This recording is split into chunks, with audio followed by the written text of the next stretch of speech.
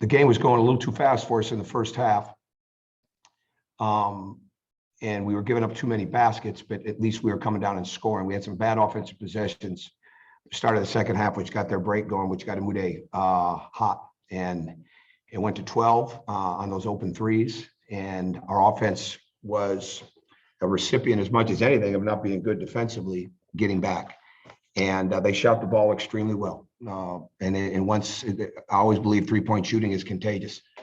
They were averaging making 5 threes a game coming into the game in the league, and they make 15. And we only made 1 in the second half. They make 9 in the second half. We make 1 in the second half. It's a big part of the game. But also the points off turnovers. You know, we had very poor point guard play tonight, all the way across the board. And our decision-making struggled there. And just too many turnovers that turn into points. And unfortunately, it's a game for us there. So the threes and the points off turnovers, we got in the paint 56 times, which is a high for us on the year, but we only came away with 30 points.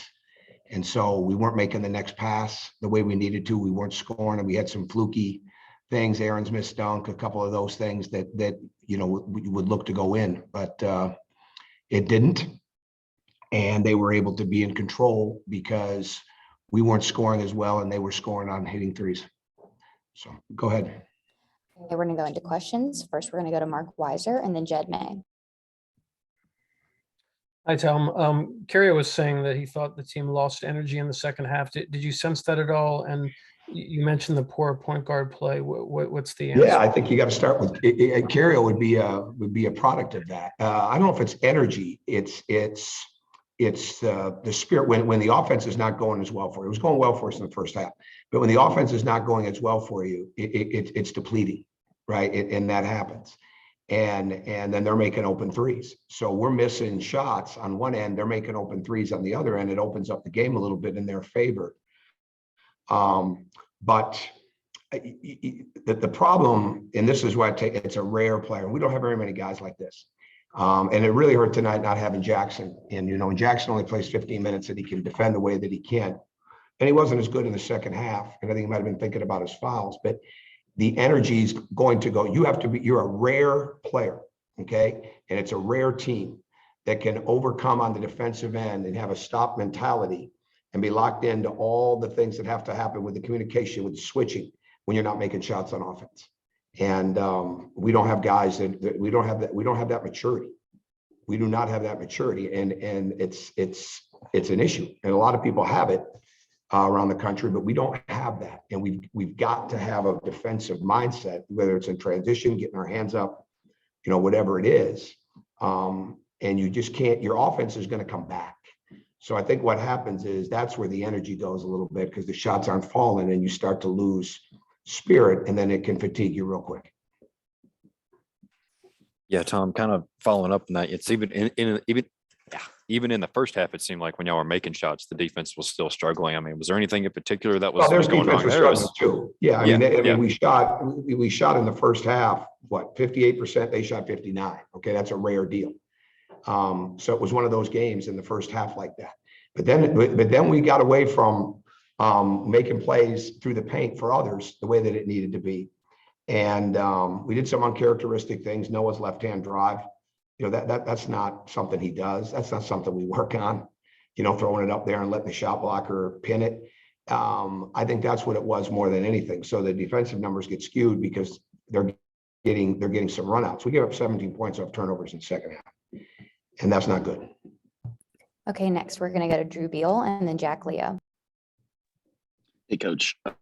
We asked Aaron some questions earlier, and he seemed so incredibly upset and looked like he took this loss very hard personally. Haven't seen him anything close to like that all year. How important is it that he, as a leader on this team, as well as you as the coach, can find a way to sort of turn a loss like tonight into a motivator with such a big game coming up? We will. I can't. I have to watch the film, right? I have to watch the film right now and go from there. If somebody has trouble turning the page to plan Saturday, then they won't play. That's pretty simple. Bottom line is you have to. And when you lose a game like this, it becomes a mirror test. Okay, you look in your own mirror, not the funny mirror, not the two-way mirror. You look in your own mirror and you say, okay, what could I have done better? And that's what players, leaders, whoever it is, freshmen, sophomore, junior, seniors have to be able to do. Well, it starts with the coaches too. It starts with me. But the bottom line is I'm not going to, if we have guys that struggle to get up to play the #1 team in the country in our home building Saturday, then, really they can go sit with their families. I mean, I can't see that being an issue. Bottom line is we need to be ready to play, and we'll have 2 days to get ourselves ready to play. Coach Stanley Amude, not too much of a three-point shooter normally, but he definitely was tonight. Is that something you saw coming? I was shooting 29% in the league, 23% in the last 5 games. And he just got open and he got hot. And so I think, he's a veteran player. He scored a ton of points at his previous school. He was a big time recruit in the portal. They did a great job getting him, and he got hot. But again, we gave him some open shots, which escalated his confidence.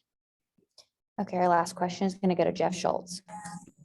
Tom, if I could sneak in 2 here. First of all, you obviously had to pull in a lot of players this year together. Is it discouraging or not surprising, the fact that, 20 some games into the season, that, we're still having halves like this or games like this, or should this be expected? I don't know if it's discouraging. I try not to get discouraged. It's disappointing that we can't get our communication right. And we've got to continue to work through that, because when we do a good job offensively and the ball is moving and we're getting really good looks, whether we miss or make, it's good for us. But it cannot transfer to the defensive end when it's not happening, and not have your physicality, your awareness, your hands, or most importantly, our talk and our communication on switches and things of that nature. Because it's very hard for us with this group without a rim protector to just come down and be a standard defense. So we have got to be able to switch. We've got to be able to do different things on people. And again, they got hot because of some bad offense at the start of the first half, or second half.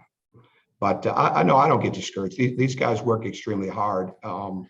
We just don't have guys that have been through this, understand that their leadership here is as important as anything they could ever possibly have. And because they got a chance to impact it. And we don't do enough of that. So it's got to continue to be built upon and work forward and find ways to give them every opportunity to win a game that they possibly can. And then big picture-esque, obviously the transfer portal has affected everybody in both basketball and football. I'm just curious, as a guy who's been coaching basketball for a long time, has the portal impacted the way you would prefer to coach and prefer to build a team? Has it hurt you at all? That's a very good question. Yeah, that's a very good question. There's no, well, this is the standard. Okay, this is what we do every year. Let's go back to that, right? It's not like I go to February 1st from last year or a year before and say, okay, we're going to do that today in practice, because every team is different. And this one, because they haven't been together, chemistry on the floor and when we do it, we're very, very, very good. I mean, we're getting great looks. Every time we attacked, drove under the board tonight, made another pass, we're getting great looks. When we get away from what's working, that's what hurts us. And I think when you have too many guys that haven't come up in a system that way, but that's the way it's going to be. I mean, that's the way it's going to be. So you've got to do the best job you can in the portal of being able to find people that fit what you're trying to do, that have had some responsibility in their game, right? That have been responsible for their teammates. And I think when you bring in new people, it's harder to get that, because there's not the veterans. I mean, this would be a different story to me. PJ Horn doesn't get hurt because he knew what we were doing, and certainly it'd be a much different story. Jalen Ingram doesn't get hurt, but they did. So we don't have them. So I think it's just the way business is going to be done from here on out, that you're going to be putting together new guys every year.